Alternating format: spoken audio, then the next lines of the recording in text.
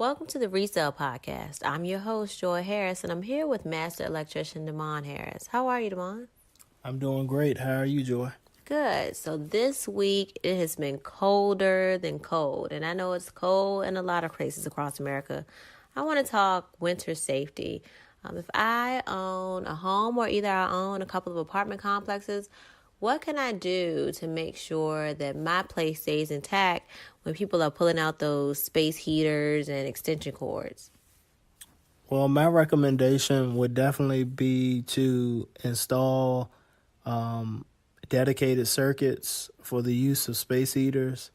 The space heaters definitely pull a lot of wattage, and you don't want to have a lot of other devices on the same circuit when using the space heaters. So my recommendation would definitely be install dedicated circuits where you can plug up your space heater to the outlet that's not being used by other things. And possibly a good idea would be to label those outlets and let your tenants know that, in the event that they want to use a space heater, to use only those outlets dedicated to the space heaters.